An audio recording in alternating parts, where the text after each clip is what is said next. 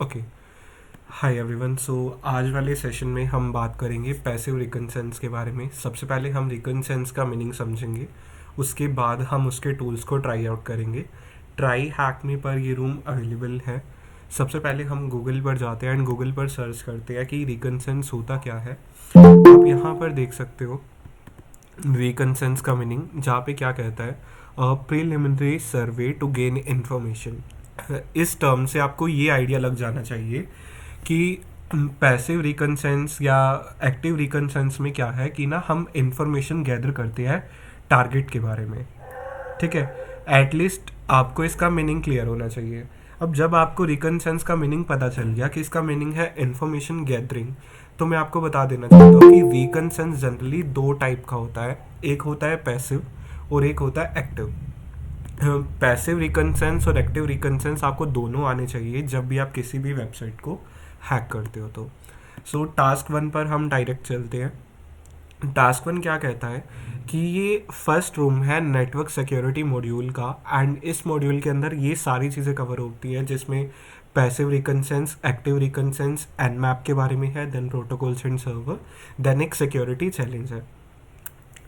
अब I am sorry. अब हम इस रूम को कंटिन्यू करते हैं। सबसे पहले तो हम ये चीज़ समझेंगे कि आखिर एक्टिव रिकनसेंस और पैसिव रिकनसेंस होता क्या है। उसके बाद हम तीन टूल्स को देखेंगे जो कि कमांड लाइन पर अवेलेबल है, whois, N S lookup और dig. Whois, N S lookup और डिग, ये तीनों के तीनों आपके डीएनएस सर्वर्स के लिए इस्तेमाल होता है, एंड जो हु इज़ है वो आपका हु इज़ सर्वर्स के लिए इस्तेमाल होता है। हम क्वेरी करते हैं इन पे। अब यहाँ पर आप देख सकते हो हु इज़ कमांड का मेन काम क्या है कि हम हु इज़ रिकॉर्ड्स को चेक करें। एन एस लुकअप और डिग कमांड का क्या काम है कि हम डीएनएस डेटाबेस के रिकॉर्ड्स को चेक करें। अब जो ये रिकॉर्ड्स है ये पब्लिकली अवेलेबल है, तो पब्लिकली अवेलेबल रिकॉर्ड्स होने की वजह से ये हमारे टारगेट को अलर्ट नहीं करते कि हैकर उस स्पेसिफिक सिस्टम को हैक करने वाला है। अब इसके अलावा हम दो चीज़ों के बारे में और समझेंगे जो कि है डीएनएस डम्पस्टर एंड दूसरा है शोडान डॉट आईओ। जिसको शोडान डॉट आईओ के बारे में नहीं पता, ये बेसिकली एक सर्च इंजन है। जितने भी डिवाइसेस इंटरनेट से कनेक्टेड होते हैं ये उनकी इन्फॉर्मेशन को शो करता है। These two online services allows us to collect information about our target without directly connecting to it. अगर हमें टारगेट के बारे में इन्फॉर्मेशन चाहिए बिना टारगेट से कनेक्ट किए, तब हम किस चीज़ का इस्तेमाल कर सकते हैं, डीएनएस डम्पस्टर का और शोडान आईओ का। इससे पहले हमें कौन सी चीज़ आनी चाहिए, हमें लाइनक्स फंडामेंटल्स क्लियर होने चाहिए और नेटवर्क फंडामेंटल्स हमें क्लियर होने चाहिए। डायरेक्टली हम यहाँ पर देखते हैं। ओके, तो ये जस्ट रीडिंग के लिए है, इसको हमने डन कर दिया। देन टास्क टू में बात करते हैं हम यहाँ पर पैसिव वर्सेस एक्टिव रेकन की। अब ये जो पैसिव वर्सेस एक्टिव रेकन होता है ये होता क्या है। अब जब भी हम जाते हैं किसी भी नेटवर्क पर अटैक करने के लिए या फिर किसी भी एनिमी पे अटैक करने के लिए, तो आपको सबसे पहले ये पता होना चाहिए कि एनिमी कौन है और आप कौन हो। ये चीज़ आर्ट ऑफ वॉर बुक से ली गई है। ये कोड बहुत ज़्यादा इंपॉर्टेंट है। आपको ये क्लियर होना चाहिए कि आपका एनिमी कौन है और आप कौन हो। ठीक है, अगर आपको ये दो चीज़ें पता है ना तो आप जीतोगे ज़रूर। यहाँ पर क्या कहता है, if you know the enemy and know your self your victory will not stand in doubt. अब इसके बाद अगर हम बात करते हैं, if you are playing the role of an attacker you need to gather information about your target system. अगर आप as a attacker role play कर रहे हो तब आपको इन्फॉर्मेशन कैप्चर करनी होगी जिसको भी आपको हैक करना है। If you are playing the role of a defender, you need to know what your adversary will discover about your systems and network. अगर हम डिफेंडर का रोल प्ले करते हैं तो हमें ये चीज़ पता होना चाहिए कि कौन कौन सी चीज़ों को हमारे सिस्टम्स और नेटवर्क्स को डिस्कवर किया जा सकता है। अब रैकन की डेफिनेशन यहाँ पर बताता है, as a preliminary survey to gather information about a target. It is the first step in the unified kill chain to gain an initial foothold on a system. अब यहाँ पे क्या कहता है कि इसकी मेन जो डेफिनेशन है ना वो है इंफॉर्मेशन गैदरिंग के बारे में, कि हमें अपने टारगेट से इंफॉर्मेशन कैप्चर करनी है। अब रैकन को इन्होंने दो पार्ट्स में बांट रखा है, पैसिव रैकन और एक्टिव रैकन। अब आज हम इस रूम में किस चीज़ को चेकआउट करने वाले हैं, पैसिव रैकन को। In passive recon, you rely on publicly available knowledge. It is the knowledge that you can access from publicly available. एक मिनट, हाँ जी, तो हम थे, हाँ, it is the knowledge that you can access from publicly available resources without directly engaging with the target. अब passive में क्या है कि हम इंफॉर्मेशन तो कैप्चर करते हैं हमारे टारगेट की, पर टारगेट को पता नहीं लगने देते. ये इन्फॉर्मेशन वो इन्फॉर्मेशन होती है जो कि पब्लिकली अवेलेबल है. आप इसको कुछ ऐसे समझ सकते हो कि आप किसी टेरिटरी को टारगेट कर रहे हो, बट आप उसको सिर्फ दूर से ही देख रहे हो, आप उसके अंदर नहीं जा रहे. देन यहाँ पर क्या बताता है पैसिव रिकॉन्सेंस की कुछ activities. Looking up for DNS records of a domain name from a public DNS server. हमें डीएनएस रिकॉर्ड्स के बारे में पता होना चाहिए. नेक्स्ट चीज़ क्या कहता है कि checking job ads related to target website. Then next क्या बताता है reading news articles about the target company. In short वो क्या कहता है कि जिसको हमें हैक करना है, चाहे वो हमारी टारगेट वेबसाइट हो, चाहे वो हमारी टारगेट कंपनी हो, हम उसके बारे में जितने भी डिटेल्स निकाल सकते हैं, हमारे पास वो सारी की सारी डिटेल्स होनी चाहिए. अब एक्टिव रिकॉन्सेंस में क्या होता है, on the other hand it can't be achieved so discreetly, it requires direct engagement with the target. Think of it like you check the locks on the doors and windows among the potential entry points. Active reconnaissance में क्या होता है, हमें target पर खुद जाना होता है. ठीक है, हमारा जो एंगेजमेंट होता है वो टारगेट के साथ डायरेक्ट होता है. इसका यहाँ पर एग्जाम्पल्स हो सकते हैं. मान के चलो कि अगर आपको किसी ताले को तोड़ना है तो आप क्या करोगे, आप उस ताले के साथ लॉक पिकिंग करोगे, आप अलग अलग तरीके लगा के देखोगे कि वो ताला किस तरीके से हैक हो सकता है. अब एक्टिव रेकन के बारे में यहाँ पर कुछ एक्टिविटीज़ बताई गई हैं कि हम कंपनीज के डायरेक्टली सर्वर पर कनेक्ट करने का ट्राई करें. हम उसके एफटीपी सर्वर पर अटैक करें, एचटीटीपी पे करें, या फिर एसएमटीपी पर करें. दूसरी चीज़ हमें क्या कहता है, calling the company in an attempt to get information, जिसको हम सोशल इंजीनियरिंग भी बोलते हैं. कंपनी के अंदर जाकर भी हम उसके बारे में इंफॉर्मेशन निकाल सकते हैं. आप कंपनी को कॉल करके भी उसके बारे में इंफॉर्मेशन निकाल सकते हो. नेक्स्ट है entering company premises pretending to be a repairman. आप कंपनी के अंदर घुस जाओ और कंपनी को ऐसे लगे कि आप वहाँ पर कुछ चीज़ रिपेयर करने आए हो. यहाँ पर हो क्या रहा है, डायरेक्टली हम टारगेट के साथ इंटरवीन कर रहे हैं, कुछ ना कुछ एक्शन कर रहे हैं. Considering the invasive nature of active recon, one can quickly get into legal trouble unless one obtains proper legal authorisation. अगर किसी के पास लीगल ऑथराइजेशन नहीं है एक्टिव रेकन करने की, तो हम लीगल ट्रबल्स में फंस सकते हैं. Is it clear? एक्टिव और पैसिव के बारे में क्या आपको पता चल गया है? येस और नो? ध्रुव, जाकी, ब्लैक हेड, दीपांशु, मनीष, तान्या, सनी.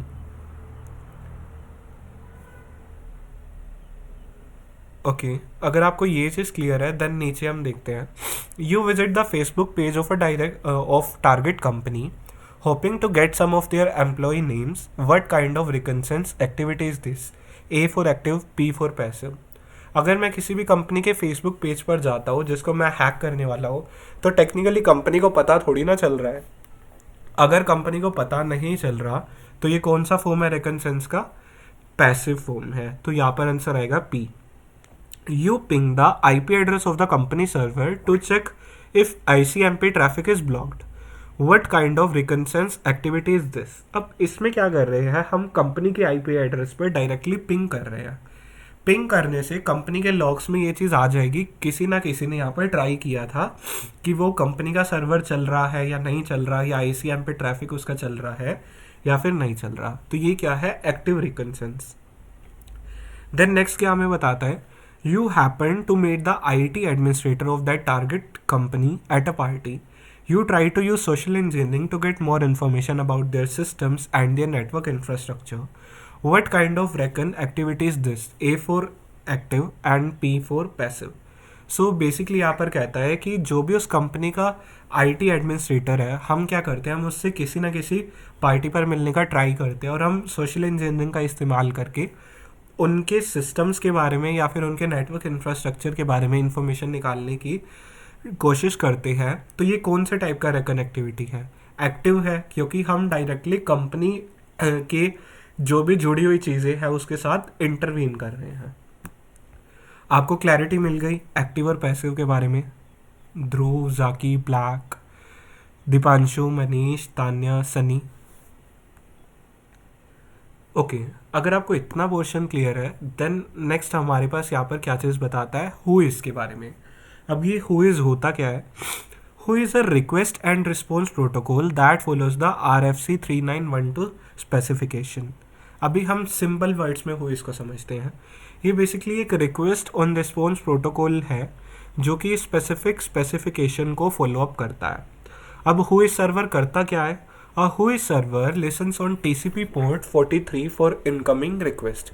अब WHOIS सर्वर क्या करता है? TCP पोर्ट का पोर्ट नंबर 43 का इस्तेमाल करता है रिक्वेस्ट को अपनी तरफ लेने के लिए। The domain registrar is responsible for maintaining the WHOIS records for the domain name it is leasing. अब जिस कंपनी से डोमेन आया है, ठीक है, जिस कंपनी ने उसको रजिस्टर किया है, ये उसकी रिस्पॉन्सिबिलिटी है कि वो WHOIS रिकॉर्ड्स को मैनेज करके रखे जिस टाइम भी उनको लिया गया है। The WHOIS server replies with various information related to domain requested of particular interest we can learn. अब यहाँ पे क्या कहता है कि ये WHOIS सर्वर की जिम्मेवारी है कि वो ज़रूरत की सारी इन्फॉर्मेशन रिप्लाई करके दे। अब यहाँ पर हमें क्या क्या चीज़ पता चल सकती है? रजिस्ट्रार के बारे में पता चल सकता है कि उस डोमेन नेम को किसने रजिस्टर किया है। कॉन्टैक्ट इन्फॉर्मेशन पता चल सकती है, उस ऑर्गेनाइजेशन का नाम, उस ऑर्गेनाइजेशन के बारे में, उस ऑर्गेनाइजेशन का एड्रेस, फ़ोन नंबर, और भी चीज़ें पता चल सकती है अनलेस अनटिल कि वो इन्फॉर्मेशन छुपाई ना गई हो, ठीक है, as a private service. Then next क्या कहता है? Creation, update and expiration dates. देखो, अब कोई भी डोमेन नेम वो कब क्रिएट किया गया, उसमें चेंजेस कब आए, एंड वो डोमेन कब एक्सपायर होगा, ये सारी की सारी इन्फॉर्मेशन भी हमें WHOIS के थ्रू मिल सकती है। इसके बाद हमें नेम सर्वर से भी रिलेटेड इन्फॉर्मेशन मिल सकती है कि कौन सा सर्वर रिजॉल्व करता है हमारे डोमेन नेम को। तो अगर हमें WHOIS का इस्तेमाल करना है तो हम क्या करेंगे? हम ऑनलाइन भी सर्च कर सकते हैं, गूगल वगैरह पर कई सारी वेबसाइट और सर्विसेज अवेलेबल है। उसके अलावा हम इस्तेमाल क्या कर सकते हैं? उसके अलावा हम WHOIS कमांड का इस्तेमाल कर सकते हैं। अब जो WHOIS है ये क्लाइंट भी है और ऑनलाइन सर्विसेज के तौर पर भी अवेलेबल है। अब अगर हमें इसको ट्राई करना है तब आप अपनी किसी भी अटैक बॉक्स पर जा सकते हो, आप लोकल लाइनक्स मशीन पर जा सकते हो, वो आपकी काली लाइनक्स में हो सकती है, पैरेट्स OS में भी हो सकती है, एंड वहाँ पर हम इजीली एक्सेस कर सकते हैं WHOIS क्लाइंट को जो भी हमारे टर्मिनल पर इशू हुआ है। तो इसको अगर हमें ट्राई करना है तो हम क्या लिखेंगे? WHOIS लिखेंगे और WHOIS के बाद हम डोमेन नेम का नाम लिखेंगे। अब इसको हम किस तरीके से ट्राई आउट करते हैं ये हम डायरेक्टली काली लाइनक्स पर जाकर देखते हैं। काली लाइनक्स विजिबल है आपको? ध्वनिल, जाकी, ब्लैक हैट, दीपांशु, मनीष, तान्या, जितने भी लोग हैं यहाँ पर। ओके, सो यहाँ पर मैं क्या करता हूँ, मैं यहाँ पर जाता हूँ टर्मिनल पर। सो टर्मिनल पर मैंने यहाँ पर क्लिक किया, मैं फाइल पर जाता हूँ एंड मैं प्रेफरेंसेस में पहले थोड़ा सा साइज़ बढ़ा देता हूँ। साइज़ में इनको 10 से कर देता हूँ 20 एंड मैं इसको ओके करता हूँ। ओके करने के बाद मैं अप्लाई करता हूँ और उसके बाद मैं ओके करता हूँ। तो आप यहाँ पर देख सकते हो टर्मिनल में कमांड्स का साइज़ बढ़ गया। मैं कमांड लिखता हूँ WHOIS, उसके बाद मैं लिखता हूँ, उसके बाद मैं यहाँ पर क्या लिखता हूँ, better call manav.com। मैं यहाँ पर एंटर प्रेस करता हूँ तो इसके बाद आप यहाँ पर देख सकते हो कि इन्होंने क्या किया, बहुत सारी इन्फॉर्मेशन प्रोवाइड कर दी। अब यहाँ पर जो भी इन्फॉर्मेशन प्रोवाइड करी है वो ज़्यादातर चांसेस है कि उसमें हिडन भी हो सकती है, बट एक बार हम चेक करते हैं। आप यहाँ पर डोमेन नेम देख सकते हो, डोमेन नेम क्या है, bettercallmanav.com। रजिस्ट्रार आईडी दी गई है, WHOIS सर्वर दिया गया है, कहाँ से इसको मैंने रजिस्टर किया उसका URL दिया गया है, ये लास्ट अपडेट कब हुआ था उस चीज़ की डिटेल दी गई है, लास्ट ये क्रिएट कब हुआ था उसकी डिटेल दी गई है, ये डोमेन नेम एक्सपायर कब होगा उसकी डिटेल दी गई है, रजिस्ट्रार कौन है उसकी डिटेल दी गई है, ठीक है। उसके अलावा अगर आप देखोगे डोमेन स्टेटस यहाँ पर छुपा रखा है, ठीक है। उसके बाद आप यहाँ पर DNS सर्वर चेक कर सकते हो। DNS सर्वर अगर आप चेक करोगे ना, ns10.wixdns.net, ns11.wixdns.net, अगर आप कभी भी किसी तरीके से DNS सर्वर को हैक कर लो ना तो आप टेक्निकली उससे जुड़ी हुई किसी भी वेबसाइट को रीडायरेक्ट कर सकते हो किसी दूसरी जगह पर। इसके अलावा और भी इंफॉर्मेशन है जो आपको अवेलेबल हो जाएगी। रजिस्ट्रार की इंफॉर्मेशन दी गई है, आप यहाँ पर देख सकते हो। क्या मेरा नाम दिख रहा है यहाँ पर? ठीक है, थोड़ा सा यहाँ पर गलत हो गया, इन्होंने मेरी पर्सनल इन्फॉर्मेशन भी बता दी जहाँ पर मेरा घर है। ठीक है, यहाँ पर मेरी सिटी दिख रही है, यहाँ पर मेरी स्टेट दिख रही है, कंट्री दिख रही है। फ़ोन नंबर इन्होंने हाइड किया है एटलीस्ट, ये चीज़ ठीक है। यहाँ पर प्रॉपर एड्रेस दिया गया है, मेरा ईमेल तक यहाँ पर दिया गया है। ठीक है, कि मैंने किस ईमेल से चीज़ों को ट्राई आउट कर रखा है। ठीक है, एडमिन नेम यहाँ पर दिया गया है, एडमिन ऑर्गेनाइजेशन दी गई है। ठीक है, डिटेल्स है जो कि यहाँ पर दी गई है, नेम सर्वर्स है। अगर मैं कल को इसमें ईमेल की सर्विस चेंज करता हूँ, जैसे यहाँ पर तो अभी दिया हुआ है ना bettercallmanav.com@richdomains.com, कल को अगर मैं इसमें लगाता हूँ manav@bettercallmanav.com, तो यहाँ पर वो मेल भी आ जाएगा। आपको अब हुइस के बारे में पता चला कि हुइस आखिर कर क्या सकता है? यस और नो?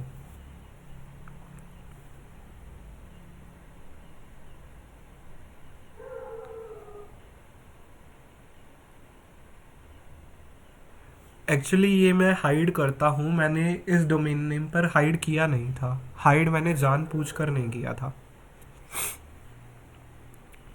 ठीक है, बिकॉज मैं ये खुद चाहता था कि जो भी इंसान आए उसको एटलीस्ट मेरे बारे में पता चले, तो मैंने ये चीज़ जानबूझकर कर रखी है।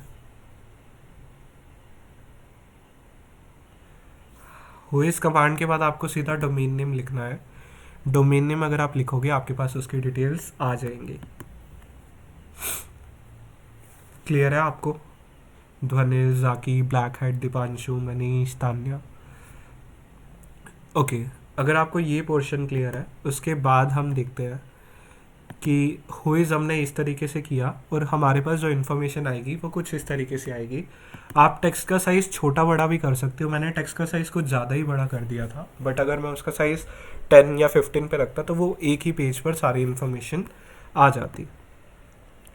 अब नीचे इन्होंने बता रखा है कि और इन्होंने इन्फॉर्मेशन दे रखी है, हमें ये सब रीड करने की ज़रूरत नहीं है।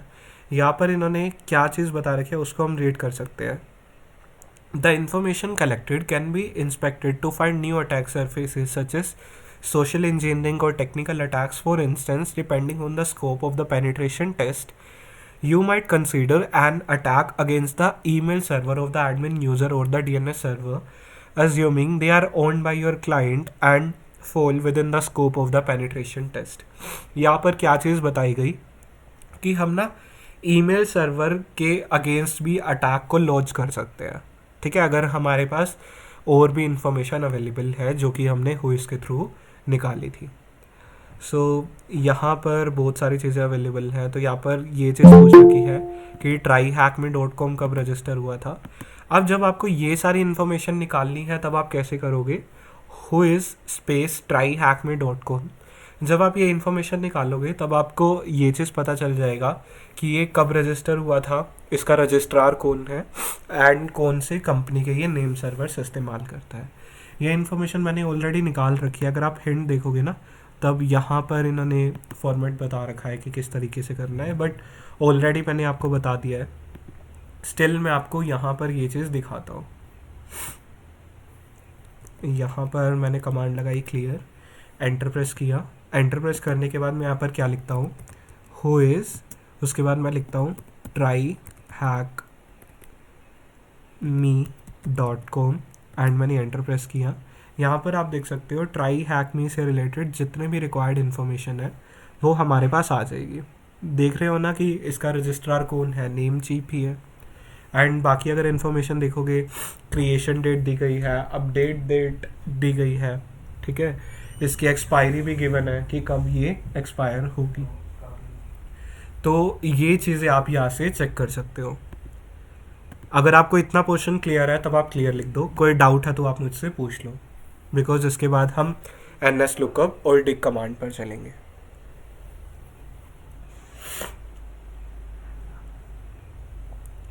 ओके, तो अगर आपको ये पोर्शन क्लियर है तो उसके बाद हमें क्या कहता है वो हम चीज़ चेकआउट करते हैं। उसके बाद है ns लुकअप एंड dig। अब एनएस लुकअप और डिक को हम समझेंगे कि ये कमांड्स क्या करती हैं। अब इसके अंदर आप देख सकते हो, in the previous task we use the host protocol to get various information about the domain name we were looking up. अभी पिछले टास्क में हमने डोमेन नेम के बारे में इंफॉर्मेशन निकाल ली जिसको हम ढूंढ रहे थे। In particular we were able to get the DNS servers from the registrar. यहाँ पर हमने जो डीएनएस की इंफॉर्मेशन निकाली है वो हमने डायरेक्टली रजिस्ट्रार से निकाली है। Find the IP address of a domain name using nslookup, which stands for name server lookup. You need to issue the command nslookup space domain name, for example nslookup space tryhackme.com, or generally you can use the nslookup options or domain name server. अब यहाँ पर उन्होंने 3 parameters they रखे हैं। ये parameters कौन से हो सकते हैं? ऑप्शंस हो सकते हैं, डोमेन नेम हो सकता है, एंड सर्वर हो सकता है। अगर आपको ये चीज़ नहीं पता कि ये काम कैसे करते हैं तो आपको ये चीज़ याद होनी चाहिए, किसी भी कमांड को जब आप लगाते हो तो मैंने उसके बारे में आपको एक चीज़ बताई थी कि उसका फॉर्मेट होता है। फॉर्मेट क्या होता है? Command, flag, input. यहाँ पर कमांड कौन सी है? nslookup। फ्लैग्स क्या होंगे? उसके ऑप्शंस होंगे। एंड इनपुट क्या होगा? उसका डोमेन नेम होगा। तो यहाँ पर हम क्वेरी टाइप देख सकते हैं कि क्वेरी टाइप यहाँ पर कौन कौन से हो सकते हैं। A CNAME, MX records, SOA और TXT। जिसको इसका मीनिंग नहीं पता वो आपको पता होना चाहिए। ए रिकॉर्ड्स बताते हैं IPv4 को, ए रिकॉर्ड्स आपको बताते हैं IPv6 के बारे में। सी नेम बताता है कैनोनिकल नेम के बारे में। MX रिकॉर्ड्स आपके मेल सर्वर्स, SOA आपकी स्टार्ट ऑफ अथॉरिटी और TXT रिकॉर्ड्स आपके टेक्स्ट रिकॉर्ड्स को शो करता है। तो इस टाइप की इन्फॉर्मेशन हम निकाल सकते हैं। अब फॉर एग्जांपल मुझे ए रिकॉर्ड के बारे में जानना है, तब मैं क्या कर सकता हूँ? nslookup स्पेस, उसके बाद फ्लैग लग जाएगा, टाइप इज इक्वल टू ए। उसके बाद मैं क्या करूँगा? उसके बाद मैं डोमेन नेम को लिखूँगा। डोमेन नेम को लिखने के बाद मैं यहाँ पर क्या कर सकता हूँ? मैं सर्वर का भी इस्तेमाल कर सकता हूँ, जैसे यहाँ पर इन्होंने चूज़ किया है 1.1.1.1। जिसको ये नहीं पता 1.1.1.1 ये क्या है, ये एक डीएनएस सर्वर है। इसको हम एक बार ट्राई आउट करके देखते हैं। अगर आपको उससे नहीं करना तब आप डायरेक्ट भी इसको कर सकते हो, nslookup then dash type is equal to MX record, तो उसके बाद आपके डायरेक्टली MS रिकॉर्ड्स आ जाएंगे। सिमिलरली इन्होंने डिक के बारे में बता रखा है, पर डिक से पहले हम nslookup को ट्राई आउट करते हैं। सो ज़्यादा टाइम वेस्ट नहीं करते, डायरेक्टली हम चलते हैं। काली लाइनक्स विजिबल है आपको? Zakir, Anil, Deepanshu, black hat, Tanya, Manish. Okay, अगर आपको ये विजिबल है तो अभी मैं क्या करता हूँ? अभी मैं यहाँ पर जाता हूँ एंड मैं क्लियर कमांड का इस्तेमाल करूँगा। क्लियर कमांड से पिछली इन्फॉर्मेशन जा चुकी है। मैं साइज़ को थोड़ा सा छोटा कर देता हूँ। साइज़ में यहाँ पे 20 से 15 कर दिया एंड ओके करते हैं, अप्लाई करते हैं एंड ओके। तो कमांड है यहाँ पर nslookup हमने यहाँ पर लिखा। उसके बाद हम क्या देखेंगे? यहाँ पर nslookup के बाद था flag dash type is equal to A. तो मैं यहाँ पर क्या लिखूँगा? Dash type is equal to A. मैं यहाँ पर ए रिकॉर्ड निकाल रहा हूँ। उसके बाद हम वापस देखेंगे nslookup dash type is equal to A हो गया। उसके बाद हम लिखेंगे हमारा डोमेन नेम एंड सर्वर मैं चूज़ कर सकता हूँ। मैं यहाँ पर लिखता हूँ हमारा डोमेन नेम। डोमेन नेम क्या है हमारा? मैं यहाँ पर लिखता हूँ bettercallmanav.com एंड मैं यहाँ पर एंटर प्रेस करता हूँ। एंटर प्रेस करने के बाद यहाँ पर आप देख सकते हो कि मेरा सर्वर का IP एड्रेस क्या है। ठीक है, विजिबल है आपको। इवन कि आप नॉन अथॉरिटेटिव सर्वर्स के जो एड्रेस है आप उसको भी चेकआउट कर सकते हो। अगर आपको विजिबल है तब आप येस लिख दो। अगर आपको कुछ भी चीज़ पूछनी है तो अभी थोड़ा सा वेट करो, मैं और भी रिकॉर्ड्स यहाँ पर निकाल के आपको दिखाने वाला हूँ। ओके, अगर आपको इतना पोर्शन निकालना आ गया, उसके बाद मैं आपको बताता हूँ। जिस तरीके से हमने ए रिकॉर्ड निकाला उस तरीके से मैं MX रिकॉर्ड भी निकाल सकता हूँ। अब मुझे अगर MX रिकॉर्ड निकालना है तो मैं क्या करूँगा? जैसे ऊपर जो कमांड लिखी हुई थी, मैं टाइप के में ए की जगह यहाँ पर MX कर दूंगा, एंटर प्रेस करूँगा तो मेरे पास एम एक्स रिकॉर्ड आ गया। सिमिलरली अगर मुझे एम एक्स रिकॉर्ड की जगह उसका निकालना है ए, तो मैं यहाँ पर उसको भी निकाल सकता हूँ ए। अगर IPv6 अवेलेबल होगा तो यहाँ पर आ जाएगा, नहीं अवेलेबल होगा तो हम देखते हैं क्या आएगा। यहाँ पर आप देख सकते हो कि इसका यहाँ पर डिटेल्स IPv6 इसका नहीं मिला। सिमिलरली अगर मुझे इसके टेक्स्ट रिकॉर्ड चेक करनी हो तो वो मैं कैसे करूँगा, मैं यहाँ पर लिखूँगा एंड टाइप में लिखूँगा TXT एंड मैं एंटर प्रेस करूँगा तो इसके वो भी अथॉरिटेटिव आंसर यहाँ पर नहीं आया। यहाँ पर बेटर कॉल मानव के कुछ डिटेल्स आई हैं, ये वाले आंसर्स अवेलेबल हैं जो कि टेक्स्ट रिकॉर्ड्स में डले हुए हैं। आपको समझ आया कि NS लुकअप का आप किस तरीके से इस्तेमाल कर सकते हो। गाइज येस और नो करके आप लिख सकते हो।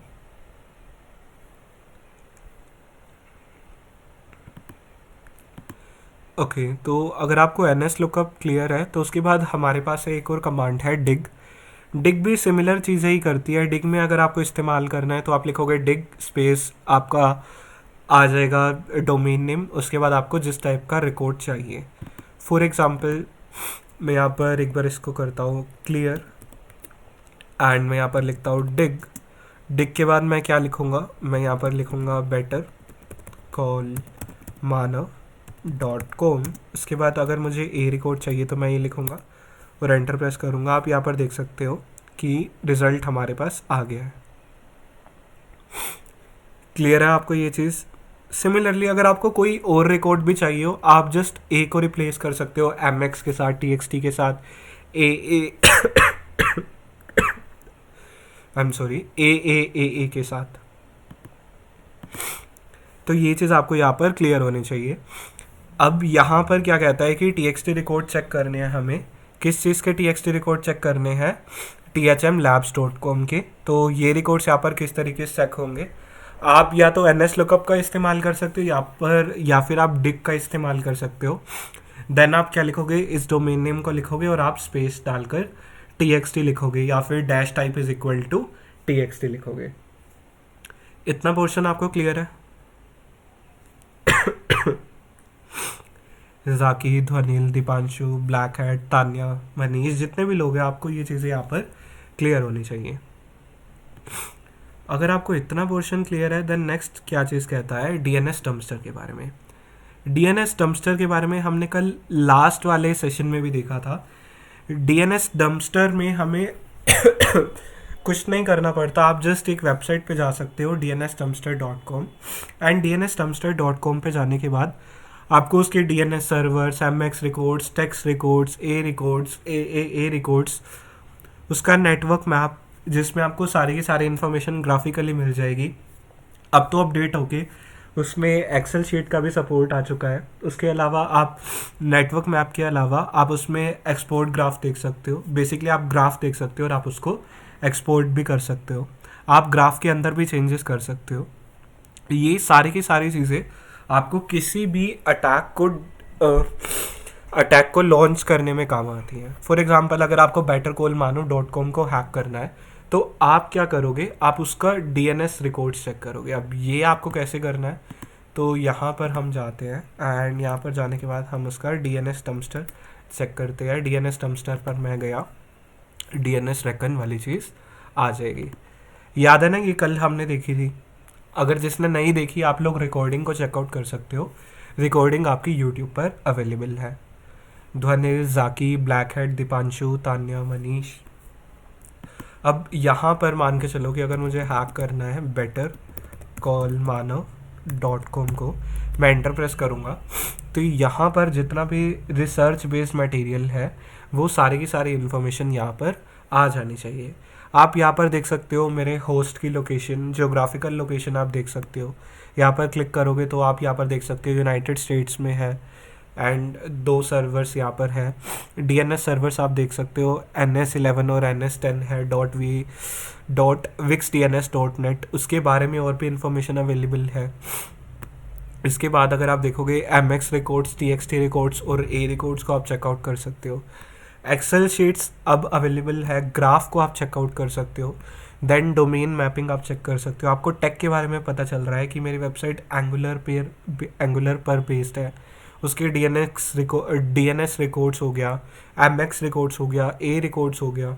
अगर आपको इसको भी और डिटेल में देखना है तो आप जस्ट इस पर क्लिक करोगे। क्लिक करने के बाद आपको कुछ इमेज इस टाइप से दिखेगी।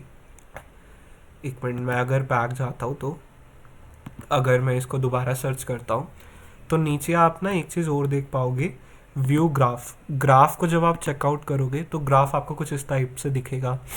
टेक गिवन है, आईपी की डिटेल गिवन है, कंपनी की डिटेल गिवन है, देन डोमेन नेम गिवन है, उसके रिकॉर्ड्स गिवन है। बट जब आप किसी भी बड़ी कंपनी को हैक करोगे, वेबसाइट को हैक करोगे, तब आपको डिटेल्स बहुत ज़्यादा मिलेंगी। डिटेल्स आपको बहुत ज़्यादा क्यों मिलेगी? बिकॉज उस कंपनी के अंदर आपको बहुत सारे सब डोमेन्स, पेजेस, देन अगर उन्होंने और भी चीज़ें कनेक्ट कर रखी है और भी ज़्यादा सर्वर्स कनेक्ट कर रखे हैं तो आपको वो सारी की सारी इन्फॉर्मेशन मिल जाएगी। क्लियर है आपको? ध्वनिल, जाकी, ब्लैक हैट, दीपांशु, तान्या। मेरा ग्राफ इसीलिए छोटा है बिकॉज मैंने इतना ज़्यादा अभी कंटेंट डाल नहीं रखा। अगर मैं इसमें चेंजेस करूँ तो ये ग्राफ बहुत बड़ा भी हो सकता है। सो हमने डीएनएस डम्पस्टर को भी समझ लिया। जिसको अगर इसके बारे में डिटेल में पढ़ना हो तो मैं यहाँ पर क्या करता हूँ, मैं एक बार इसको रोक देता हूँ। अगर आप स्क्रीनशॉट लेना चाहो आप इसका स्क्रीनशॉट भी ले सकते हो। इसके अलावा आप इसका भी स्क्रीनशॉट ले सकते हो, आप इतने पोर्शन का भी स्क्रीनशॉट ले सकते हो। मैंने सिंपली हिंदी में आपको बहुत चीज़ें बता दी है। Look up tryhackme.com on DNS dumpster. What's one interesting subdomain that you would discover in addition to www and blog?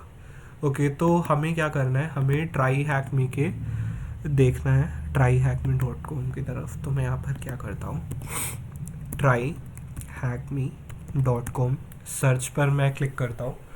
Search पर क्लिक करने के बाद आप यहाँ पर देख सकते हो कि मैं नीचे जाऊँगा। इन्फॉर्मेशन अगर आप देखोगे ना बहुत ज़्यादा अवेलेबल है। DNS servers, MX records, TXT records, host records, then mapping the domain. अब डोमेन को जब मैं मैप करता हूँ मैं इसका ग्राफ भी चेकआउट कर सकता हूँ। ग्राफ चेकआउट करने से पहले मैं एक बार यहाँ पर इसके डोमेन्स के बारे में पढ़ता हूँ। अब ब्लॉग के अलावा और देखते हैं क्वेश्चन क्या था। क्वेश्चन था हमारे पास www और ब्लॉग के अलावा कौन सा है। ब्लॉग है हमारे पास, www है, उसके अलावा अगर मैं देखता हूँ तो रिमोट है, remote.tryhackme.com। सो शेयर करूँगा मैं इसको, रिमोट आ जाएगा हमारे पास इसका आंसर आपको समझ आ गया किस तरीके से मैंने निकाला। ध्वनिल, जाकी, black hat, Deepanshu, Tanya, Manish. Okay, तो अगर आपको इतना पोर्शन क्लियर है देन उसके बाद क्या कहता है, टास्क 6। अब टास्क 6 और भी ज़्यादा इंटरेस्टिंग है। ये है बेसिकली shodan.io के बारे में। अगर आपको shodan.io के बारे में नहीं पता तो मैं आपको बता देता हूँ कि ये सर्च इंजन आपका पेनिट्रेशन टेस्ट के अंदर अगर मुझे किसी भी कंपनी के बारे में, टारगेट के बारे में जानना हो तो मैं क्या कर सकता हूँ, मैं shodan.io का इस्तेमाल कर सकता हूँ पैसिव रिकनसेंस के लिए।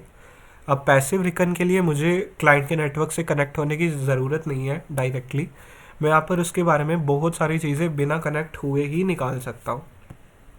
यहाँ पर इन्फॉर्मेशन किस टाइप की मिल सकती है, हमें आईपी एड्रेस मिल जाएगा, होस्टिंग कंपनी मिल जाएगी, जियोग्राफिकल लोकेशन मिल जाएगी, सर्वर टाइप और उसका वर्जन मिल जाएगा। सर्वर टाइप और वर्जन भी ना ये चीज़ हमारे लिए फ़ायदेमंद होती है। फॉर एग्ज़ाम्पल जैसे सर्वर है आपका .net पे या अपाचे पे, और अगर वो अपाचे का सर्वर है पुराना जिसके पेलोड्स ऑलरेडी अवेलेबल हैं तो आप उसको ट्राई कर सकते हो हैक करने का। उसके अलावा बहुत चीज़ें हैं, सर्वर विंडोज़ पे बेस्ड है, लाइनक्स पे बेस्ड है, अगर वो आउटडेटेड है आप उनके पेलोड्स पे ट्राई आउट कर सकते हो। इसके अलावा बहुत सारी इन्फॉर्मेशन है जो हमें शोडान से मिल सकती है। इवन कि शोडान का इस्तेमाल कैमरास को हैक करने के लिए किया जाता है, आईओटी डिवाइसेस को हैक करने के लिए किया जाता है। उसके अलावा रेफ्रिजरेटर, एलसीडीज, बहुत सारी चीज़ें आप हैक कर सकते हो शोडान की मदद से। शोडान को अगर आपको चेक करना है तो मैं जस्ट गूगल पे जाऊंगा एंड मैं यहाँ पर क्या लिखूँगा, शोडान, मैं एंटर प्रेस करूँगा तो आप यहाँ पर देख सकते हो shodan.io, शोडान सर्च इंजन। मैं यहाँ पर क्लिक करूँगा, क्लिक करने के बाद आप यहाँ पर देख सकते हो search engine for the internet of everything. Basically internet पर जितनी भी चीज़ें कनेक्टेड है ना एक दूसरे से, आप उसके बारे में इंफॉर्मेशन कैप्चर कर सकते हो। आइडिया लग गया शोडान क्या होते हैं। यहाँ पर हम क्वेश्चन देखते हैं। According to shodan.io, what's the second country in the world in terms of number of publicly accessible Apache servers. तो अगर मुझे अपाचे सर्वर्स चेक करने हैं, मैं एक बार ट्राई आउट करता हूँ। Beyond the web, okay. तो एक बार मैं यहाँ पर डायरेक्टली अपाचे लिख के देखता हूँ। लिखा मैंने, एंटर किया, अभी यहाँ पर सर्च हो रहा है। तो अपाचे यहाँ पर जैसे ही मैंने सर्च किया तो मेरे पास आप देख सकते हो वो सारे सर्वर्स आगे जो कि किस पे बेस्ड है, अपाचे के ऊपर बेस्ड है। अब क्वेश्चन क्या है, एक बार मैं उसको रीड करता हूँ। क्वेश्चन ये था, according to shodan.io, what is the second country in the world in terms of number of publicly accessible Apache servers. तो पब्लिकली एक्सेसिबल कौन सी है सेकेंड, आप लोग खुद बताओगे। जाकिद, ध्वनिल, ब्लैक हैट, दीपांशु, तान्या, मनीष, जितने भी लोग हैं। जर्मनी, ठीक है, जर्मनी है। अगर मैं चेक करूँगा तो जर्मनी यहाँ पर आंसर है। Based on shodan.io, what is the third most common port use for Apache. Okay, Apache और एनजिंग्स का थर्ड मोस्ट कॉमन पोर्ट पूछा गया है। तो मैं यहाँ पर अगर जाता हूँ, टॉप पोर्ट्स आप देख सकते हो। थर्ड पोर्ट कौन सा है, 8080। चेक करेंगे क्या मैंने लिख रखा है, 8080, ये भी करेक्ट है। उसके बाद उन्होंने कहा है कि मुझे एनजिंग्स के बारे में पता लगाना है। अपाचे के अलावा मैं जाऊंगा एनजिंग्स पर मैं गया, एंटर प्रेस किया, तो अभी यहाँ पर इंफॉर्मेशन निकाल रहा है। नीचे अगर मैं जाता हूँ, इनका थर्ड मोस्ट कॉमन पोर्ट है 8888। शेयर करूँगा। Based on shodan.io, what is the third most common port used for nginx, 8888। Clear हुआ कि इसके मैंने आंसर्स किस तरीके से निकाले, येस और नो। जाकिद, अनिल, दीपांशु, जितने भी लोग हैं, आप सभी को ये चीज़ें पता होनी चाहिए। इसके अलावा टास्क 7 समरी है। समरी में हमें क्या चीज़ कहता है कि इस रूम में हमने पैसिव रिकॉग्निशंस पे बात करी, हमने डिस्कशन किया कमांड्स के ऊपर। मेनली कौन कौन से कमांड्स थी, हुइज था, ns लुकअप था और डिग था। इसके अंदर हमने 2 पब्लिकली अवेलेबल सर्विसेज का भी इस्तेमाल किया, DNS डम्पस्टर का और shodan.io का। आप सॉरी, अगर आप चाहो, यहाँ पर इन्होंने पर्पस दे रखे हैं अलग अलग, हुइज रिकॉर्ड्स, DNS रिकॉर्ड्स, उसके अलावा DNS के अंदर MX टेक्स्ट A। अगर आपको ये सारी चीज़ें निकालनी है तो आप इन कमांड्स का इस्तेमाल कर सकते हो, इन्होंने शॉर्ट फॉर्म में लिख रखी है। Then make sure you note all the points, ठीक है, सिंटेक्स हमें क्लियर होना चाहिए। एंड ये क्वेश्चन यहाँ पर कंप्लीट हो गया। पैसिव रिकॉग्निशंस आपको समझ आया, येस और नो।